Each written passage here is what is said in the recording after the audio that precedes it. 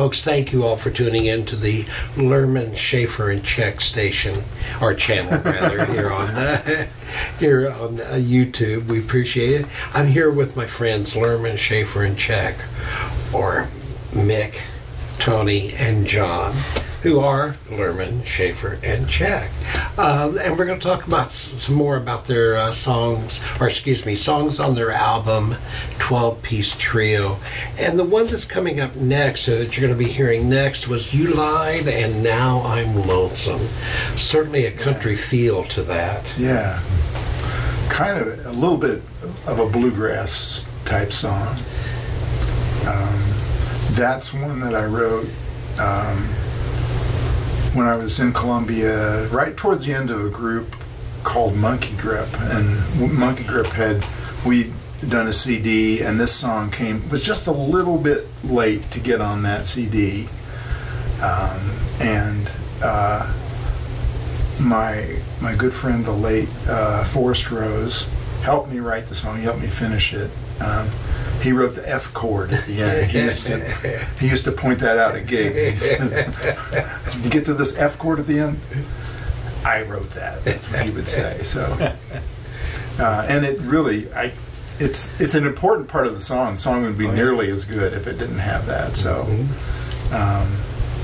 and he was a big influence on me at that time. Really encouraged me to play my songs out in front of folks, and that was a great band to be a part of, as this one is. And both bands follow advice that I got from Mike Henderson one time. He said, when I form a band, I always try to be the worst person in the band. So these guys have taught me so much about music. That's just been a treat to be in a band with both of them. Well, one of the things I'm interested in, how do you determine what instruments are going to be on a song? Do you have a preconceived notion of that, or does each member add to that? What's the process? We come up with ideas for this in the studio, in the process. We try something, we say, that sounded good. How about if we try this? Because we were indulging ourselves on this CD, because those are things we can't do live. Mm-hmm. We can't do all 12, 20 instruments at the same time, but we can sure stack them up in a recording studio. So we did that, and on some places where it sounds like there are two guitars playing, there might actually be 4, 6, or 8. Yeah. And there might be duplicate lines. I have never seen John play the tuba and the upright bass at the same time, but there are songs where that happens. If anyone could do it, it would be John. That's true. Yeah. There you go. And we didn't have any preconceived notions. We allowed ourselves to let our imaginations run wild and try things, just to see what it would be like. The theme of Americana runs through the music, but we didn't feel restricted to using appropriate instruments. There are synthesizers hidden in there. There are sequencers. Samples. There are all sorts of things going on that we just wanted to try it, experiment, see what we came up with, and if we felt it was a winner, we kept it no matter what anybody else thought. Well, I think you have a lot of people agreeing with your choices. But again, just some great music on this. And up next is the song that we're going to be talking about, is Your Dreams Just Might Come True. Another tracing from the barnyard or the countryside to the big city, or at least that song has an urban feel to it. No, it's another one of kind of a Broadway influenced tunes, and John gets to show off his clarinet chops on it, and I love the clarinet part that he came up with for that tune, and then the muted trombone parts that are kind of in the background are really tasty too. So it's a short, really simple song. It's one that I really like to play. Yes. Well, you can see the joy. The thing that I like about whenever I've seen you live, there's a joy that you guys put out for just making great music together. Well, so again, it's so much fun to play music with musicians you really respect and with friends you like so much, and that's what playing with this group has been for me. Well, good. And one of the things I enjoy about their live shows is their witty repartee, which we won't be able to, well, we might be able to show you examples of it tonight. Well, and then there's another song that it's written in French, and so rather than totally mispronouncing it, Mick, would you tell us what that song is? La vie est bonne. And see, I would not have pronounced it that way. So. And it's basically life is good, you know. It's good to be alive. It beats the hell out of the alternative. Exactly. And, Behind the barn. Yeah. Yeah.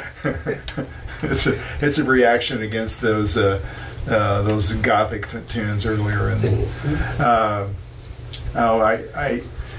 I've been lucky enough to lead tours of university students to Paris a number of times, and I love France and the Parisians and their attitude, and so I thought, I don't speak French. I understand a little bit of it, and I just love the way it sounds. It's very musical language. Mm-hmm. I think maybe one of the most musical, but. So I thought, well, I'm going to try to write a song, at least maybe a chorus that's in French. So I used some translating, online translating tools, and really pretty well crapped it up. And so I would use the word craft. Oh, crafted. Okay. Well, but local retired French teacher from Warrensburg High School, Debbie Wilson, really helped me with it, and she employed some friends she had who are French, and they sort of gave me a little bit of a stamp of approval on that. But the chorus is in French and the verses are in English. But life is good.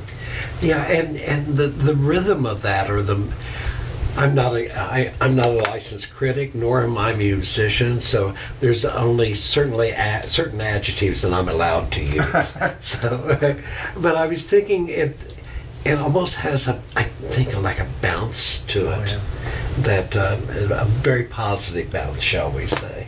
Yeah, I think it's maybe reminiscent of French songs that I remember hearing as a young lad that you would see on television. I think maybe it was sort of the World War II veterans' experiences in France, and there was you had French entertainers that you'd see on Ed Sullivan shows, Maurice Chevalier, you know, and so there's a little bit, I guess, a little influence of that maybe back there from my childhood. Well, folks, that concludes this segment of our interview with Luehrman, Shaffer, and Check, and about their new CD, 12-Piece Trio. You'll be able to catch other segments of this interview by going to their YouTube channel, Luehrman, Shaffer, and Check.